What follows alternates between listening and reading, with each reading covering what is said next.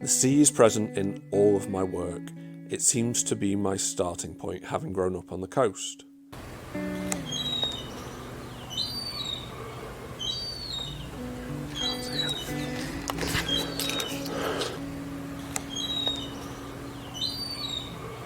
I work in a variety of media. I'm always willing to dabble in some new skill, some new material.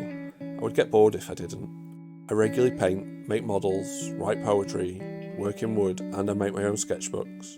But what I'm best known for is running Red Fox Pottery. I started Red Fox Pottery in 2010 alongside my wife. She made animal sculptures and I made traditional tableware with modern twist, creating my own surface decoration based on the seaside. We both trained at the University of Central Lancashire in Preston, and it was her influence that got me on the course after I dropped out of university a few times. I instantly fell in love with clay and making, the tactile nature, the way you could instantly manipulate the clay and change things. We had a lot of early success, so we opened our shop near where we lived, teaching lessons and selling our own work. Most of that early work was teaching people how to make, how to throw, so I bought a portable wheel so we could go to schools, community centres, church halls, anywhere people wanted to learn. This meant that we didn't need the shop, so once the lease was up, we closed the doors. I still wanted to know more about actually being a teacher, so I went back to university and took a course. Part of my studies into teaching and my professional development led me up and down the country interviewing various potters on teaching and learning. Since the shop, I've worked out of a shed. My last shed was 6 foot by 8 foot. This one is 5 foot by 7. It's a bit tight inside, but I've got everything I need. My day job at the moment, I work in a high school as a design technology technician. I operate the laser cutter and other CNC machines, help students with their work and make sure that everything's clean and tidy and safe. It gives me a lot of time to work through the ideas in my head. My work really started to change a few years ago after a mentor died.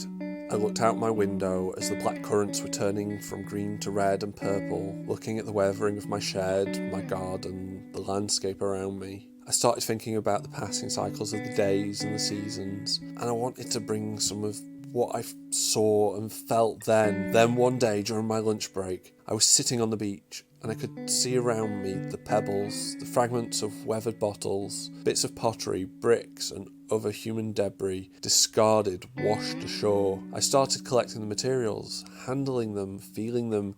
I knew there was something in these that I wanted to incorporate into my work, something that natural that would fit into this place I was sitting. I'm searching for natural textures in my work, from things being torn apart to the weathering of moss and lichen, to the tumbling of rocks in rivers and sea. I just want to create work that feels like it belongs in that place. The beach, an old quarry, a treasure hidden amongst the rocks on the bank of the Ribble and the Wire. I want it to be quiet, subdued, natural, and at the same time, every piece is different, unique. Over the years, I have gathered so many different materials, bits of rust, local clays from various places, sand, gravel from old quarries, rocks, anything I can get my hands on to dry. I even collect sawdust from my day job as we have a planer thicknesser that sees use once or twice a year. Even some weeds make good materials, like mare's tail, which is high in silica, so it leaves marks across the pot. I could spend years just experimenting with materials from Lancashire. Everything is fired in this little kiln, from my wife's animal sculptures to my tableware to this newer work that I'm making. Traditionally in Stoke-on-Trent, they were firing in coal kilns, which would dirty the glaze in the ceramics. So to keep them clean, everything was fired in this sacrificial clay vessel called a saga. I use sagas, however, to keep my kiln clean. Everything gets filled in there and fired together, sealed inside. It takes a day and a half to fire up and cool down. The parts are marked with what they were fired with, and this creates work that you couldn't normally create in an electric kiln. Richard Saul Werman said on Charles Eames, "Sell your expertise and you have a limited repertoire. Sell your ignorance and you have an unlimited repertoire." I just want to keep exploring this avenue, to keep finding new materials, testing them, seeing what they do, seeing how we can use more waste materials, and I'm just fascinated by the possibilities. I'm Joseph Travis and I'm a maker from Lancashire.